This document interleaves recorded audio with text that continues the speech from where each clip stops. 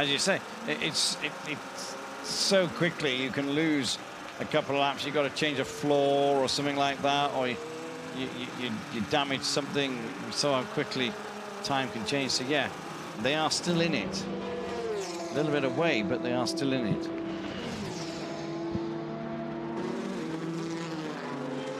A bit like us, we're still in it. Yeah, we are. Just looking over at the Pro Class again, Fisichella's now doing his fastest lap of the race, so that challenge from Joey Hand is starting to fall away again because Fisichella, yeah, we've got some radio.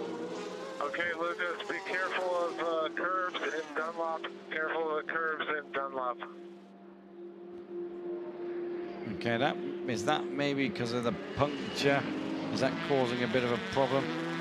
I'm just looking. I mean, that was the Porsche. That wasn't the yeah, but obviously they might have worked out where they potentially got the puncture, the Porsche got the puncture, and just warning their other drivers. Yeah, I'm not sure Rebellion of 12 is still in the pits, just so you know, and the other Rebellion is still parked up on the Mulsanne straight. So not a good race at the moment for the Rebellions. Kobayashi leads. Davison is in second. It's 13.26 seconds. Lapierre in the 36 is leading in the Alpine. Is leading P2. GTE Pro is Giancarlo Fisichella. He's a minute and 22 ahead of Joey Hand. And then in the Pro and the GT Am, it is the 62 Ferrari of Seagal, and then it is Long, Patrick Long in the 88 car. Now we just need to see what that was, because I wrote it down. Lap. Well, yeah, I mean, we don't know what happened traffic-wise, but the last lap, Seagal was 3 seconds faster than Long, so Long's not able to close the gap. Mark Webber is wringing the neck out of this car now. I think just to kind of prove what he can do. Just waiting for some times to go. Yeah, Long was 2:25.8 down at the lap 186, so he's only done 3 laps since then. But then, as you pointed out, 2.5 seconds or so, 2.6 seconds slower on the last lap. Simply traffic, but that quickly changes around and moves around to different cars in different situations. We're under 10 hours to go. We've got a car on pit road. It's the number 1.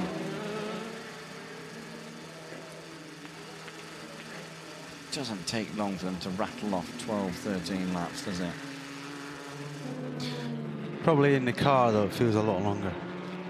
They're working hard out there. Got a yellow flag at the Dunlop area. Dunlop Curves area, zone 3.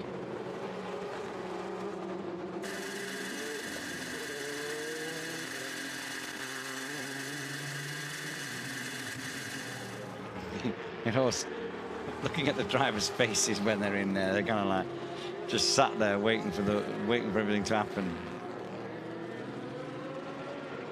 You know, it's like a quick breather for them. And then you prep yourself, get ready, get your finger on the button. As soon as they give you the signal, you fire the car and you go. Okay, it's the 34 car that has stopped. That is... No, that's that. It's them again. Oh, brake pads going in. This is only pads. What he's doing is pushing the pistons. But, oh, no, sorry, this but right. No, yeah, I'm sure the Ford did. Yeah, but why did the Ford and the Corvettes and everything go in the garage to change it? Yeah, that is different technique by the Ferrari guys. Okay, this is the car that was in the gravel or spun at the Dunlop Curves. He's going very slowly now. He's the 34, and that's our leaderboard. Car 6 leads after 220 laps. It's Toyota 1 and 2. It's the 6 Toyota first, followed by the 5 Toyota. Then it's the number 2 Porsche, which is starting to come back towards us. Now at 55 seconds. Our leading P2 is 6th overall. Nicolas Lapierre is behind the wheel of that. He's 6th overall, so that'll be interesting to see. But yeah, just notice that gap. 55 seconds. Yeah, Kobayashi obviously had a bad lap. He's 3 seconds, 2.5 seconds slower than the cars around him in that situation. So potentially some traffic coming up for Davison and Lieb as well. Yeah, as you say, Mark Lieb is pressing on again. He's getting his head back into it. Matching Davidson's times, and they're both catching Kobayashi. So soon we could see, well, at least Davidson catching Kobayashi. He's only 15 seconds behind now, and it would be very interesting if he does catch him, what they're going to do. Now we saw that side pod looking a little messy on the Toyota, and obviously aerodynamics and that bodywork is designed and shaped that way for the ultimate, like, kind of flow through the air. And when you've got a bit of it missing and there's a bit of tape, race tape, kind of like holding it all together, it doesn't make 2 seconds a lap difference or 3 seconds a lap difference, I suspect. But it's obviously going to affect it somehow, because they wouldn't design it with raggy edges. They would design it with raggy edges. Minimal, I think. But yeah, what we don't know is, in that contact, did he also touch the wheel? And did he have some lock on when he touched the wheel? And did it put the tracking slightly out or something like that, you know?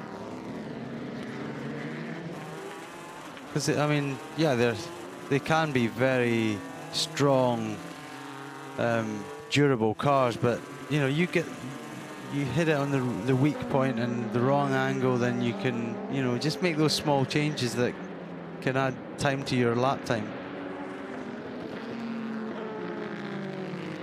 Wow. Kobayashi a 3:28. But then Davison's just done a 3:36 as well. Got a driver change. That's why he's just done a 3:36. He's in the pits. Got a bit of a shock there. He's in the pits. Got a new driver in the 5 car. So Nakajima gone in. Got 2 Japanese drivers out in Toyotas. Yeah.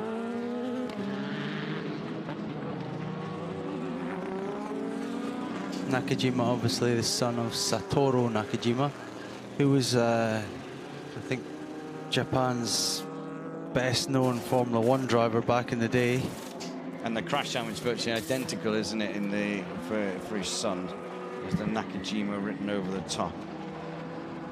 This is the 69 car, which is leading because Fisichella came into the pits. Right. So it's going to be, he won't be leading much longer. So who's getting in this? Whoever's getting it's quite Bordy. Yeah, quite difficult to get into there. Yeah, it's quite a small car, isn't it? Yeah.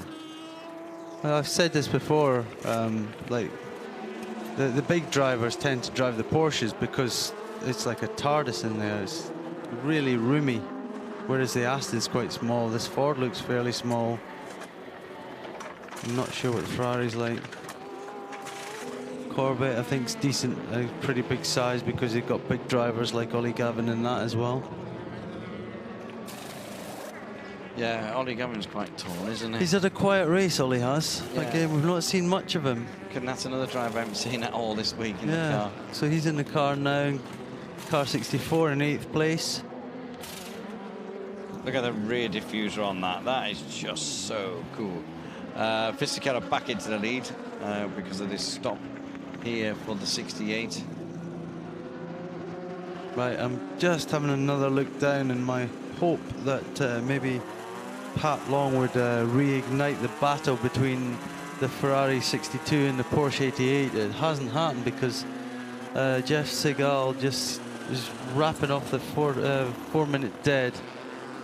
And last one 401, and then Pat Long 404. Oh, we've got 2 spinners. 67. Right. They'll be in the gravel. Formation. Yeah, the P2 car took out and the Ford's going to keep it going. He's kept it out. So he got whacked. Yeah. He did. That was unfortunate. It didn't seem to be. He was lucky. 67. Oh, it's Marino. They've had a tough time. I don't know who the other car was. I didn't see who the P2 was. He didn't look to be to blame for that at all. He just got snagged from behind.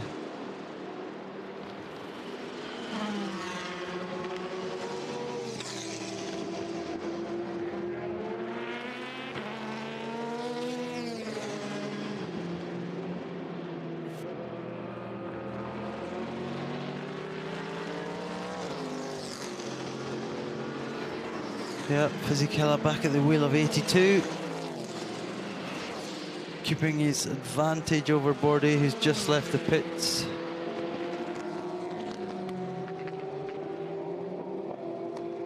Yeah, the fight for this GT Pro class looks to be still on course for a Ferrari or a Ford. Still too close to call, and then Darren Turner backing them up in position 4, so they're ready to pick up the pieces, but just simply not got the pace of the guys in front, so they're just pulling away a little bit by a little bit. But it's only... And Richie Stanaway's come up to 5th as well in the other Aston, so yeah, they've had a good stint, you know, in the race, bringing them both up to a higher position, but as I said, just not quite got that pace. Stefan Sarrazin ready to take over the 6 car. Mark Lieb 50.9 seconds away from the lead. The 6 car having a driver change. Kobayashi on his way, pit bound by the looks of things.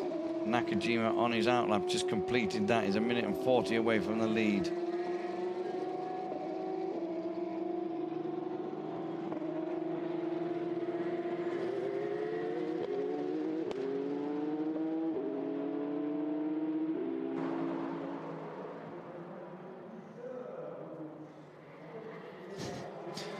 There's someone reacting that you will think they're coming.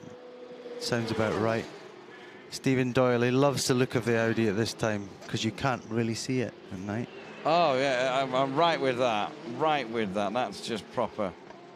Yeah, I have to say it's not the prettiest thing in the world.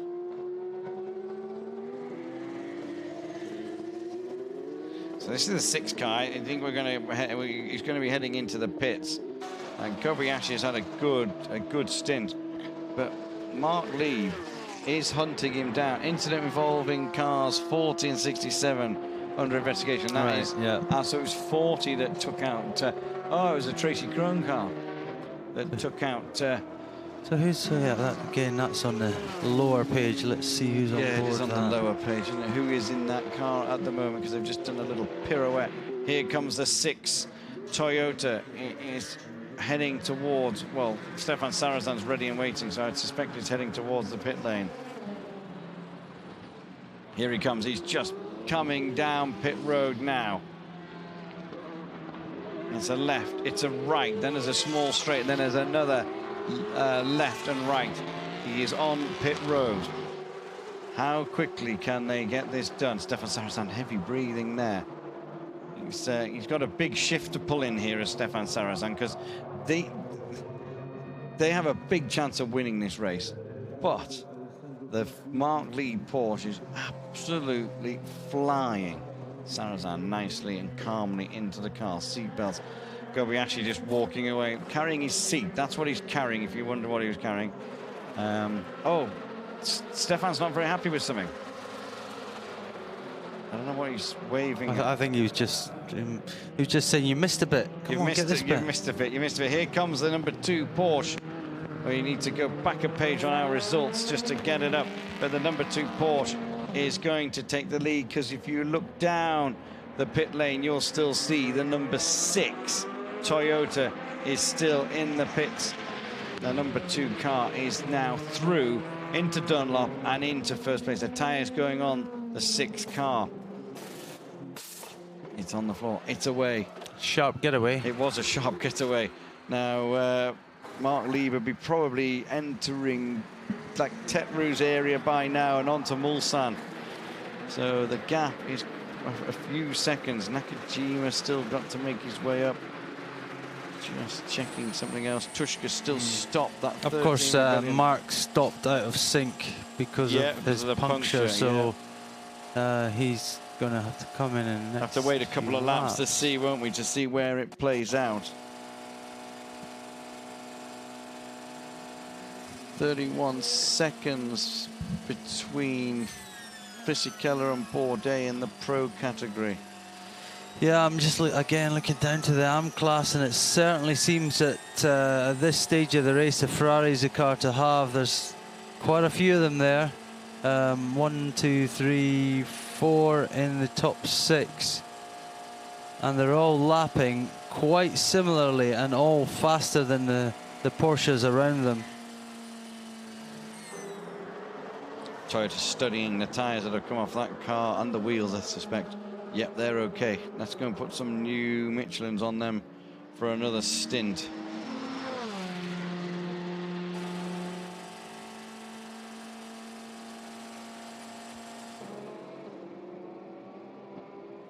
He's got 38 seconds, 38 and a half seconds is Mark Reeve over Sarrazin. Now, that's not really a pit stop. He's going to have to really push to get himself a pit stop.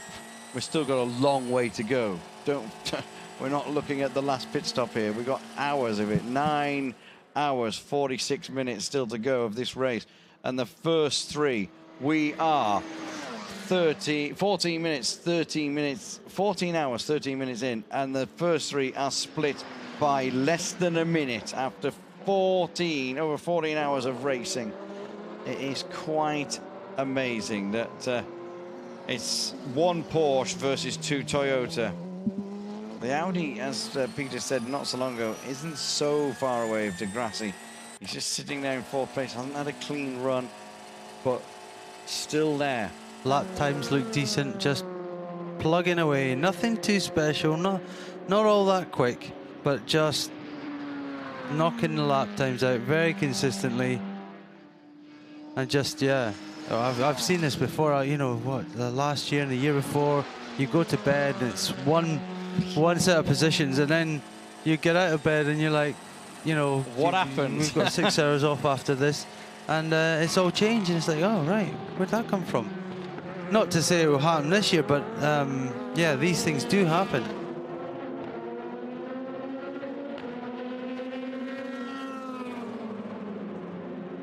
Gaps up to 40 now, nearly 41. So I think that 13 Rebellion still stopped on the Mulsanne. It's looking terminal, I think.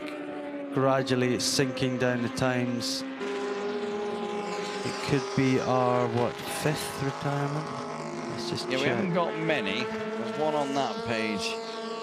And then we've got to go to the final page.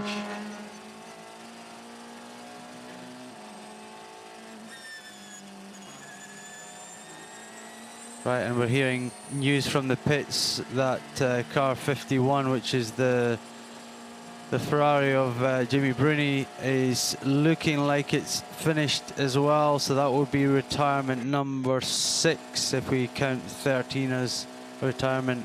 And if you look, and then we've got the 92 Bergmeister car, which we know that's finished. Yeah, so that's and then the 34. So actually, we have got quite a few. They're marked with P, as in they've made it back to the pits, but I'm not sure they're coming back out.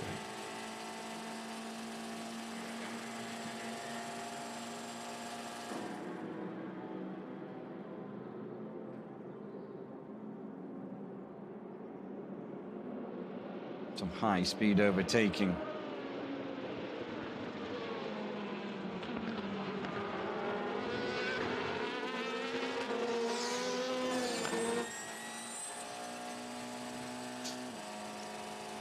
.47 seconds a gap. Sarrazin.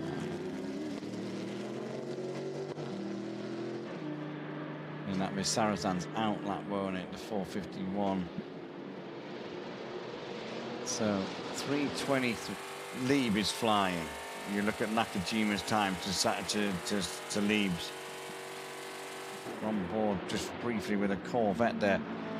A 323.389 to a 327.006. So Mark Lieb in this number 2 Porsche is flying. He knows he has to. GTE Pro classification, car 82, followed by 68, 69, 95, 96, and 64 is our top 6. Ollie Gavin in 6th place currently.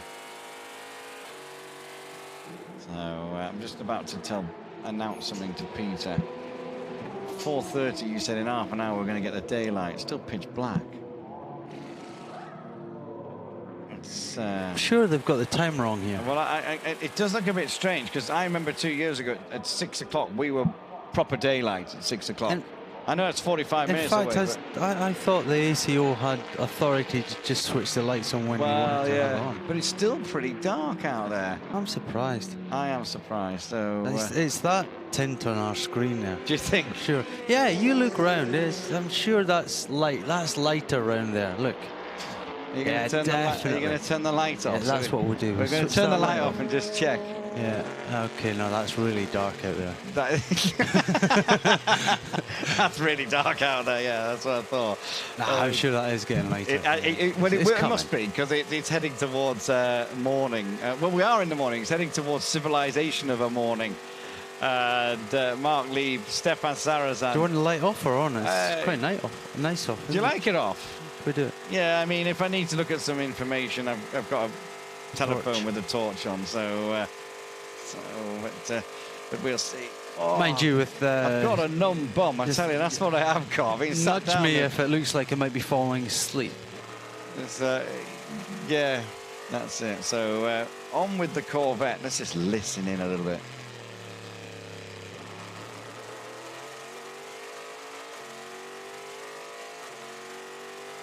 Ollie Gavin at the wheel of this one. Of course, winner last year. Don't think he's going to, well, again, you never know. You just never know. Do you know. And they've come up quite nicely up to 6th place now. Okay, Anthony has got somebody in the pits for us.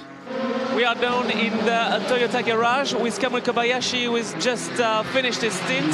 So Kamui, can you explain us more what happened on the car? So it seems you had some damage on the left of the car, I think. What happened? Yeah, unfortunately, GTA arm, I had just contact and we just missed a bit of pace.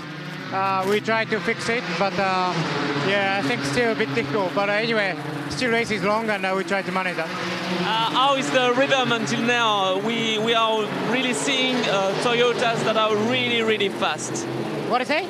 The Toyotas are really, really fast. So what do you think about your rhythm? Well, I think so far we're okay. Still, I think Porsche is looking fast as well, but we see still we got 8 hours. It's pretty long. Thank you very much. Thank you for that. He is not wrong. The Porsche He is wrong. What do you mean? He said still got 8 hours. We've got 9. Well, we've got 9 hours. 9 hours 40. We've got 9 hours 40. So he is wrong on that, but he isn't wrong on the Porsche's fast because the Porsche is a second and a half up on Sarazan and nearly 2.5 seconds up on the Nakajima Toyota. Interesting what he said about the pace as well. He mentioned that they've lost a little bit of pace. We've got the number 8 pitting now, Degrassi. So through that damage, he thinks. Well, yeah. Do you reckon it may damage a bit of the floor or something? So maybe it's damaged a little bit of the floor. I'm not really sure. So, but it was the repair that they did with the tape was high up and not down. No further action for the incident involving cars 40 and 67. So. Race control deciding that it was just a racing incident. The number 8 car in the pits. Getting fuel. There's one of those windscreen rip-offs. I wonder what Eduardo now is, whether he's wide awake, sitting, monitoring everything, or whether he's having a break himself. This is the race director I'm talking about. Yeah. I don't. Not really sure.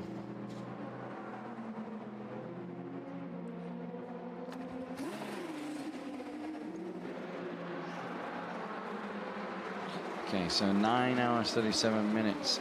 and counting. Rebellion number 12 still being worked on in the pits.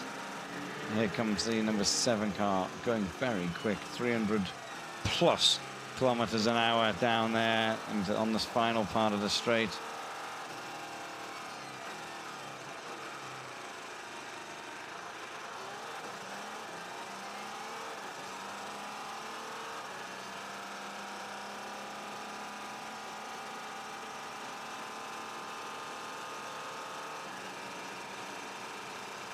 "12 laps down for this car now, though." Yeah, it's a long way in it now. That's some pretty major repair work needed on other cars to bring these guys back into play.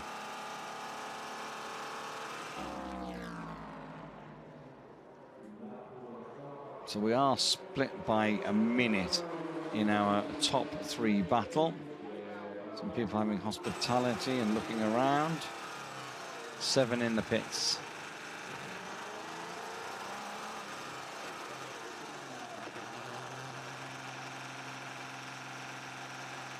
It is starting to get light now. If you look up above the tinted window. Yeah, I knew it. See? It was obvious it was going to get light. It's 5:30 nearly, 5:23. It's as sure as day follows night. 7 on board with the, as he comes into the pits, quickly stops. You see the Michelin man taking photographs of the tyres. He just runs around and quickly has a look and takes pictures. Checking the brakes again. Thumbs up. Fuel going in. I've got a feeling it's just going to exit straight away once it's got its fuel in.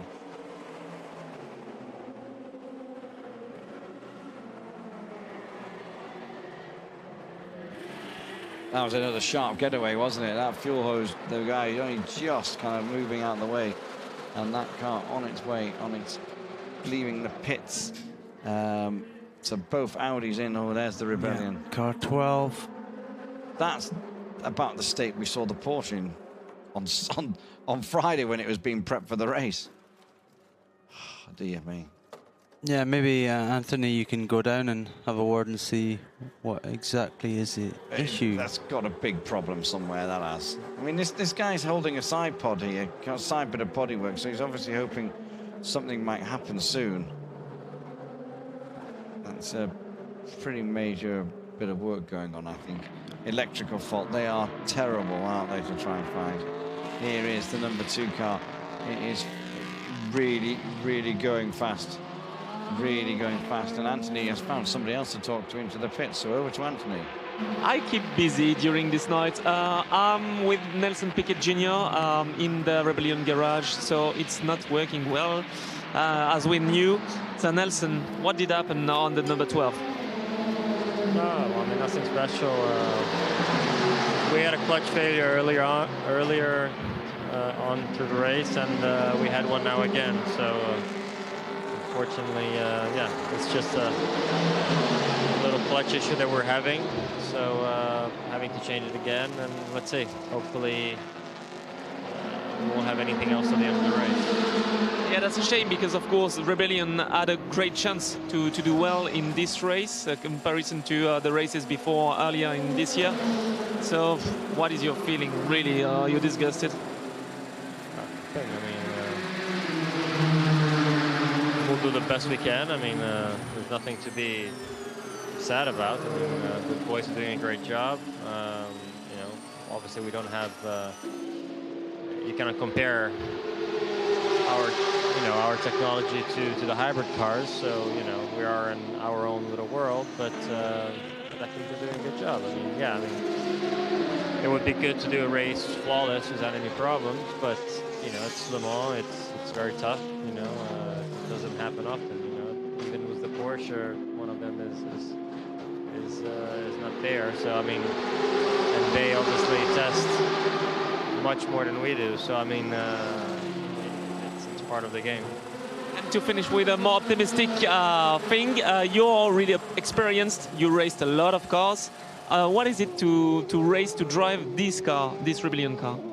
It's a fun car to drive. It's very quick, challenging, but it's at the same time it's really fun because with the team was a great atmosphere. You know, the drivers, everybody were friends. I mean, it's not it's a little bit of a different situation from other teams. You know, over here we're to race well. Everybody here works hard.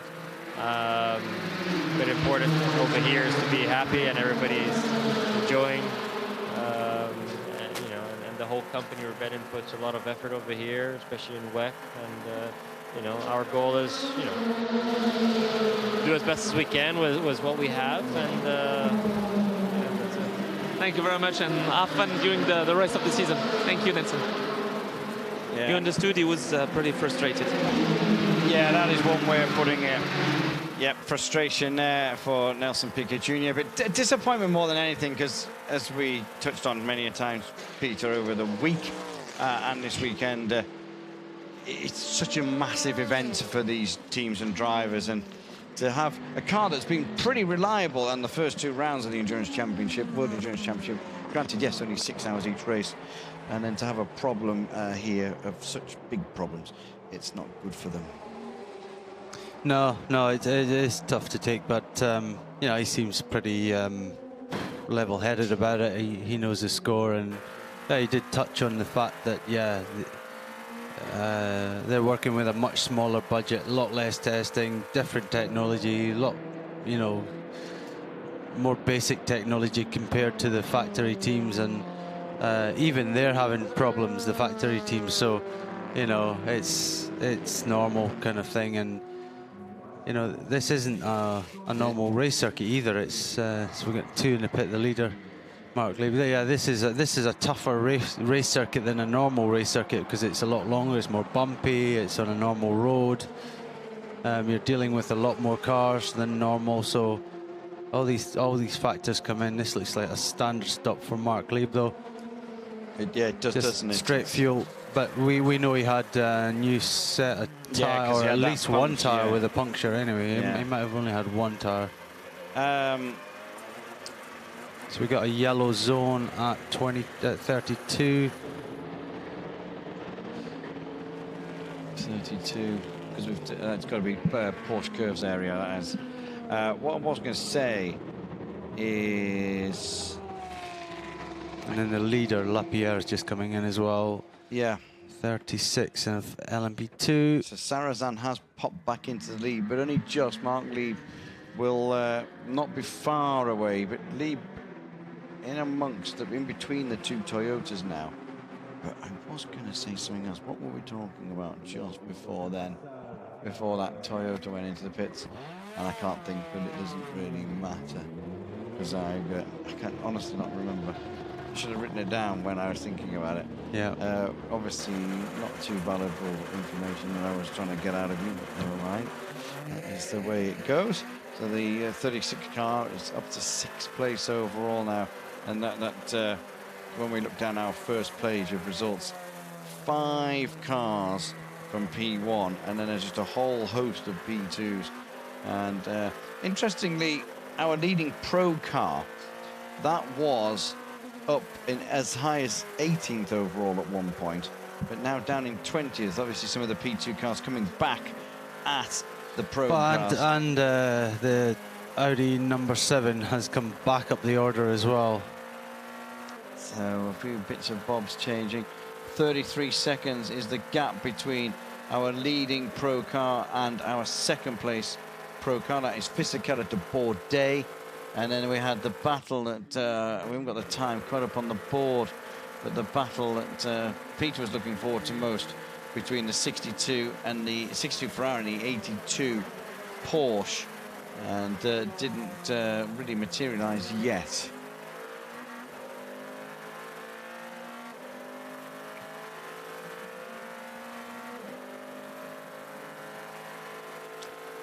Okay, so news from the Mulsanne Straight. Well, news from the pit lane via the Mulsanne Straight is Matteo Tuska, who is in that Rebellion that is parked on Mulsanne Straight. We saw it going in behind the barrier, getting pushed in behind the barrier.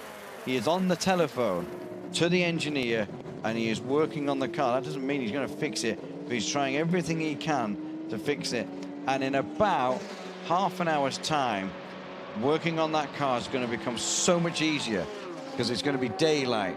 At the minute, he's going to probably be trying to hold the phone, hold the torch at the same time, whatever he's trying to fix or do. Once the daylight properly comes, at least he'll be able to not have to worry about holding a torch. I mean, it's not light enough at all out there. He'll have a bit of light now, natural light, but not really enough. He's got a small bit of natural light to help him, but not enough if he's delving inside cockpits and things like that to try and find something. Yeah, Anthony said that's why rally drivers could do Le Mans. Yeah, quite a lot of driving in the dark and fixing of cars. Just noticed there, 1, 2, 3, 4, fourth in P2, Simon Dolan. They kind of sneaked up there in their car. They got the Rushanov car in 3rd, and then the Simon Dolan car in 4th. Danny Watts in 5th. So plenty going on there. Into the pits is the 31 car. Our leader on in P2 on an outlap. Yeah, there's just a bit of light now starting to appear on track. That does seem later than I remember 2 years ago, if I'm really honest. Yeah, I think it does. I mean, because also, bearing in mind, we're at probably the longest summer, day of the year, summer equinox-y thingy-majiggery. Yeah. Summer solstice, is that what it's something called? like that, isn't it? Yeah, something like that. So, yeah, I always kind of was led to believe right there, wrongly. Okay, car number 12. So yeah, considering when we just saw it in all those bits in the pits not so long ago, he's getting himself organised and back on track. So that clutch, well, I mean, they obviously had practice the first time around, and they've put another new clutch into it. Will it last 9 hours 25 till the end? Or that's the question. I was trying to work it out, right? We're 14 and a half hours in. It's had 2 clutches. It's not going to last. If they've used 2 already, it's not going to last again, is it? You're going to have to change it again, I would think. But it's Stefan Sarrazin who leads at the moment. 229 laps in the book. Kazuki Nakajima is second. It's 9.3 seconds. But then Mark Lieb, look at that. That has come down with all the pit stops finished. 11.8 seconds is between the first and the 3rd place car. And this is the number 2 Porsche we're on board with. Get out the way, the Ferrari, Mark Lieb is thinking. He's only a couple of seconds behind Nakajima, as you can see on there. The last split they had was 2.795. What is it going to be? This Porsche is on an absolute mission. This is Porsche's only chance to win this race, because the number 1 car is floating around the rear end of the field, having stopped for not far off, probably an hour and a half to 2 hours with problems. Team Radio, Porsche. The realized Toyota are way too bright. They're way too bright. Crazy. Copy marks. Well, I said that about an hour and 20 minutes ago, didn't I? They're really bright. They are really bright. You don't have to worry about it too much, Mark, because in about half an hour you will be out of the darkness and you won't have to worry about those Toyota lights. I would say in about not even half an hour's time, you don't even have to wait for the darkness to disappear and the light to come, because I think the speed you're going at, you're going to have Kazuki Nakajima very, very soon. That's the thing, some of those P2 cars and GT cars, we don't hear from them very much on the radio. But do you think they're saying, that Porsche number 2, his lights are just too bright? I bet they are. I bet they are. The Sarrazin just heading on to start another lap. That's lap 230. Nakajima following him through. And there is the Porsche already behind him. The top 3 after how many hours? 14 hours, 36 minutes, 12.2 seconds apart. And you wonder why it's the greatest endurance race in the world. It is just fantastic. Scott Dixon in for a fuel top up and on his way out. Nothing else happened there. Dixon in 3rd at the minute. It's a little bit away from what is going on with Bourdais in second place. Bourdais 32 and nearly 33 seconds down on the leader as well. Yeah, nothing happened in GT Pro for quite a while. Same with GT Am. All positions still the same. Segal, Long, and Aguas. Pat Long again. I was hoping he could sustain a quicker pace than that, but he just really done anything, has he? doesn't have the pace of the Ferraris around him, so he's gradually getting caught. Although he's got a decent gap. We did hear about the Aguas car having issues early on, where they lost a lap or two, but they've fought back, and they're one of the quicker cars out there just now. It's a very quick car on Mulsanne Straight.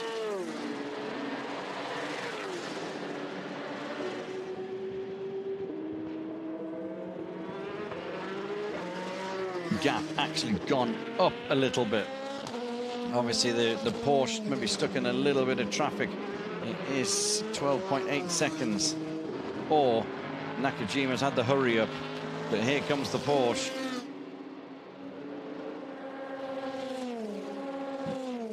All of these cars on very slightly different pit stop strategies. Toyota can stretch their stops out, but then Davison's car, the 5 car, which Nakajima's in now, had a vibration on the tyres, had to do an additional stop. This car you're in with, the car 2, had to do an additional stop after 5 laps because they had a slow puncture.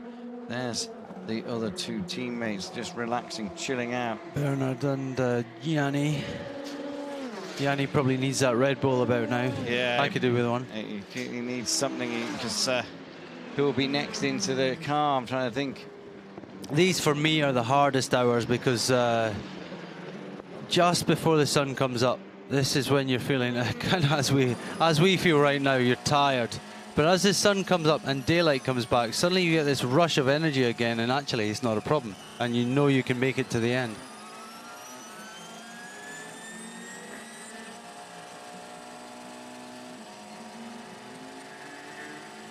Yeah, we're hearing from the pits that Dumas is looking pretty tired as well. He's waiting for that sun to come up, get that energy back.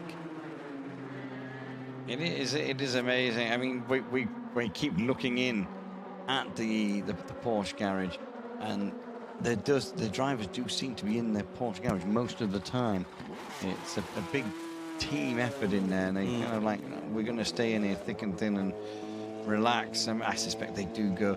Do they go and have showers? Do you have showers between stints? Yeah, you change your overall showers and things like that, and come back into the garage.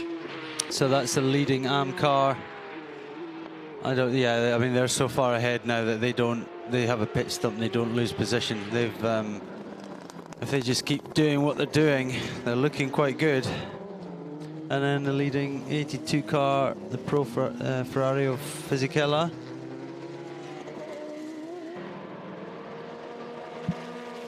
Bourdais trying to close the gap on him a bit. He's 30 seconds behind, but so he's just taken 1 point, one out of him in the previous lap. That is still a battle going on. As you said, the GT Am category, which is orange on your results screen when you're looking at it, the orange tab means it's GT Amateur.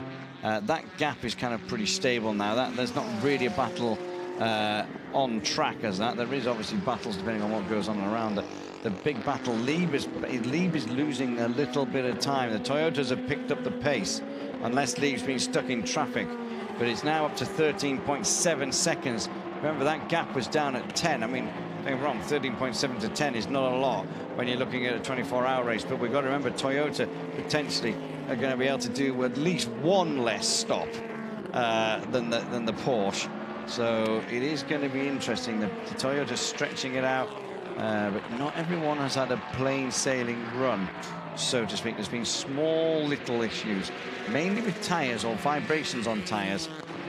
So that is it. We are getting some light now out there, even though you didn't still really look at it from our commentary box. You can now see the bridge. You can pretty much see everything. So this is good. I'm surprised not more fast times. Some fastest laps of cars are going in, but I think they'll be coming pretty soon. Yeah, because a lot of them have had fresh tyres on.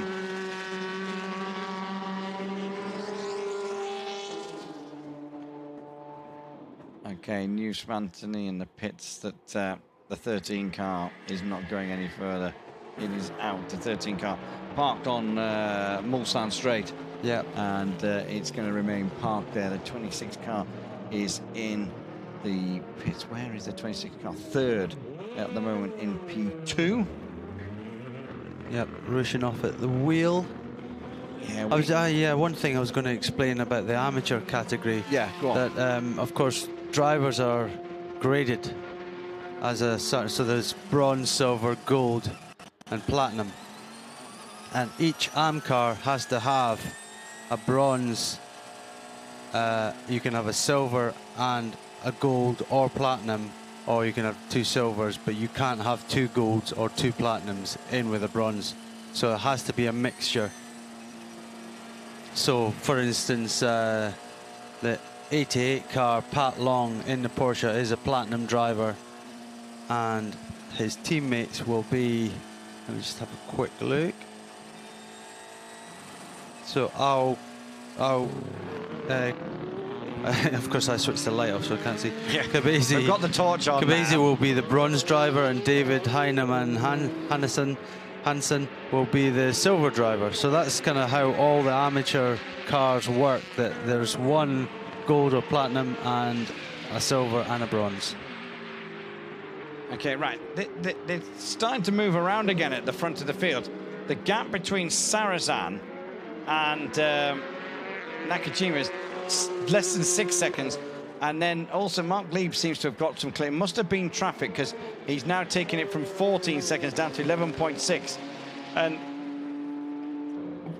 you might sit there at home watching and listening and thinking, these guys are getting quite excited about 13, 11s and 12 seconds is when we still have 9 hours, 15 minutes to go. But just turn that round the other way. 14 hours and 45 minutes nearly on the clock, and the top 3 are split by 11.5 seconds. It is quite staggering, you know what I mean? It's like, it's less than a second an hour that they've pulled out. Yeah. When you don't look at it what's still to come, look at it at what's gone and the gap, and it makes it even more impressive, because in another, if the Porsche keeps going and the rate that they've been catching each other, this could be about 3 seconds after another 9 hours between these cars at the rate that we're going. They're only able to pull out less than half a second per hour out of these drivers. I mean, you think that everything that's gone on. I'm just looking at Sarrazan's times and thinking, you know, this guy's quick. He's one of the quickest drivers around this track. And he's not able to match Nakajima and Lieb, or not all the time anyway. So it just leads me to believe that, yeah, that little ding that Kobayashi had with the car is affecting performance. It is true. And he's just not able to quite, he's maybe losing a second a lap or something like that. And that's, you know, that could be the difference between a win and not winning, you know, and being caught by your teammate.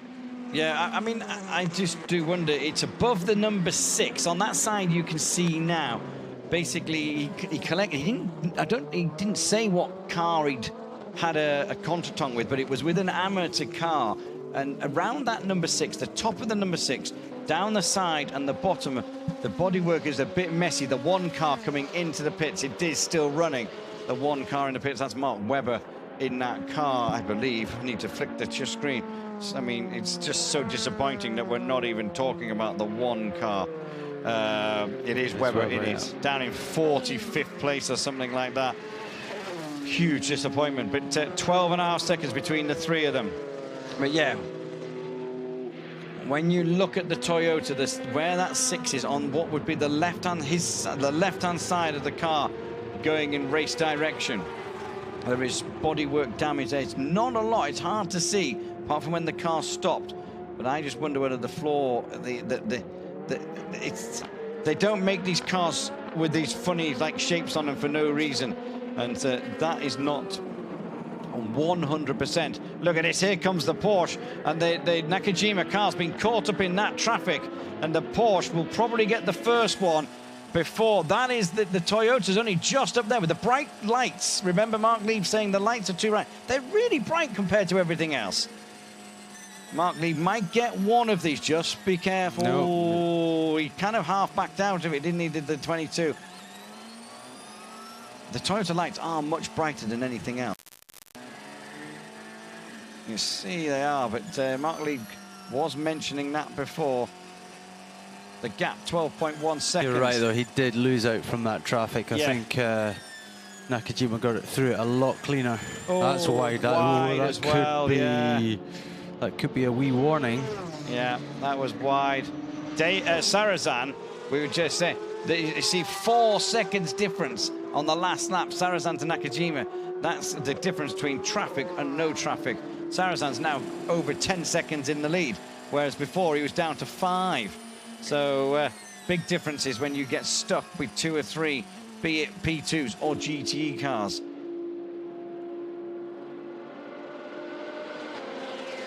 It's just fantastic, just fantastic. Lapierre still leads in P2. It's a 36 car out front. It's still the Fisichella 82 car out front in the Pro category. In the AM category, it's still a 62 Seagull car, the Ferrari. Let's just have a look at these stats. Nakajima's been in the car for 41 minutes. Lieb's been in 127 minutes. Total pit stop times, 21 minutes 58 for the Toyota, 23 minutes 30 for the Porsche. Last pit stop, 11 laps ago for Nakajima, 4 laps ago for Mark Lieb. He's making the most of that freshness. He didn't change tyres, but just a kind of bit of fuel on there. Let's push it, let's keep it going.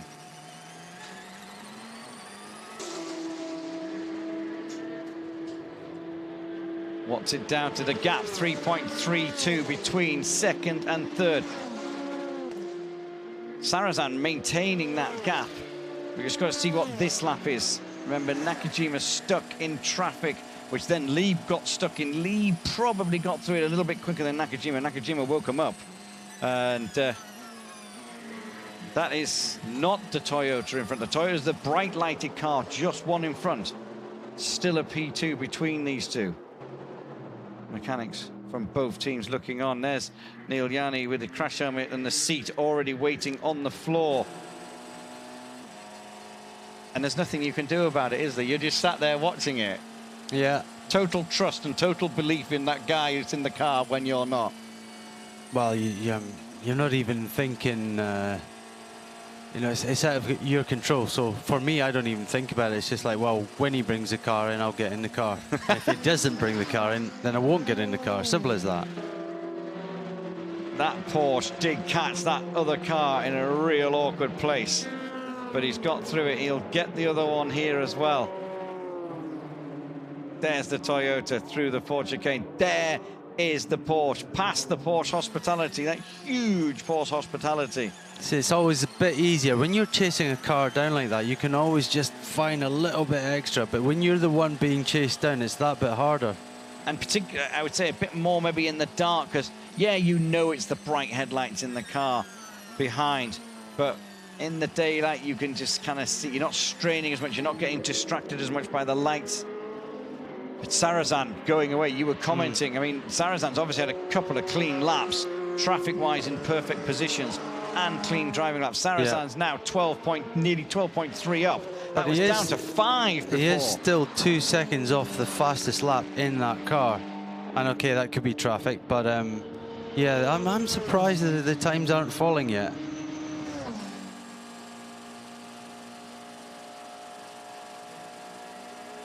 Mark Lieb on a mission. Suddenly this race has come back alive as the daylight's coming back into it. Yeah, and it came it's almost like part 2 of the race. Yeah, it came alive when we came in for our first stint at 6 o'clock, because that was when the Porsche just started to take the lead and really start to kind of work their way in. And then it was just a bit of a slow burner, wasn't it? Everyone kind of like seeing where they were. But now it really is starting to wind up, and they're just starting now to catch very slowly Sarrazin. Now they're out of that traffic. Car 5, Nakajima. 9 hours, 8 minutes to go. Mark Lieb just getting some more traffic there because he's now, the gap is 3.3. Here he is, it's clear. The bright lights in front are the Toyota. Mark Lieb complaining the lights are too bright on the Toyota. And that is what he can follow now. He'd be quite pleased they're bright now because he can see his target. And when you look at them, they are much brighter, those lights, compared to the other car. Was he talking about the rear lights, or was he talking about the front? No, he's talking about the rear lights. Because when the Toyota brakes, the rear lights are, I mean, you can see how obvious they are when they go past the P2 down here. That is really obvious. And, what was he said? They're ridiculous or they're something. ridiculously bright. They're too bright. And he was behind the Toyota at the time. The gap again, Sarrazin taking a bit more. Lieb losing a little bit more. Toyota ready. Now, Sarrazin won't be far off, I don't think, having a pit stop. It's looking all pretty calm in there. Drivers waiting around.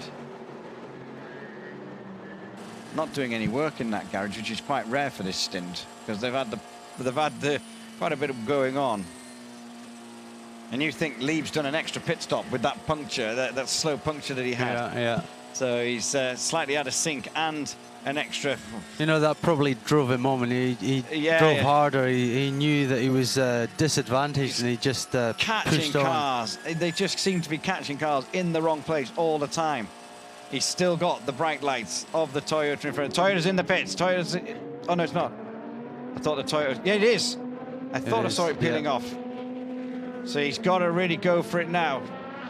So that actually he's catching his teammate, isn't it? That's the other. Yeah, that's the number one. The number one Porsche just behind him. Right. Okay. Here we go. I thought I saw the bright tail lights peeling off. Windscreen clean, headlight clean. Just looks like it's just fuel and go. Yeah, it's just going to be fuel and go. Now look. Try and look where the 5 is compared to how neat the 5 is on this car to the 6 on the Sarrazin car, because that's where the damage is on the Sarrazin car from the AM car that they hit. And it is missing. It is a lot messier when you look. The top's all missing on the Sarrazin car round there.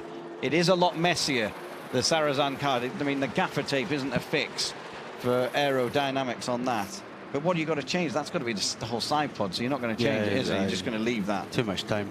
That's far too much time. So Lieb, now Sarrazin's lead 16 seconds because it is the Nakajima car come into the pits. So let's see what is going on. Nakajima on an outlap on our timing screens. Here is the 6 car. The damage is not very much, but it's around the 6 on the left-hand side where Kobayashi had he collected somebody somewhere. I don't even think he knew, because he couldn't tell Anthony, could he, who he'd hit? But he had hit somebody in the dark, banging wheels. And it's kind of stuck together. There's a hole in the floor, look. At the end of the black bit, there's a hole in the floor. So that is why it's not super perfect. Now we've got daylight. We can see that for the first time. So it's not wounded very badly, but it's not perfect like the Nakajima car. Just starting to get some fastest time going in. Matt Griffin, we haven't talked much about him in car 55, down in 6th place in the AM category.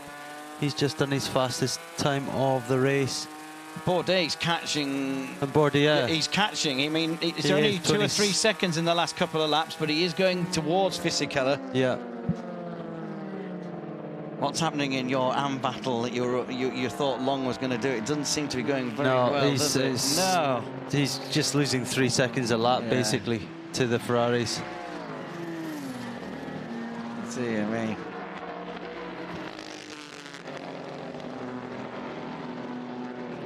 So, right, before we swap over, Peter, everyone talks about it.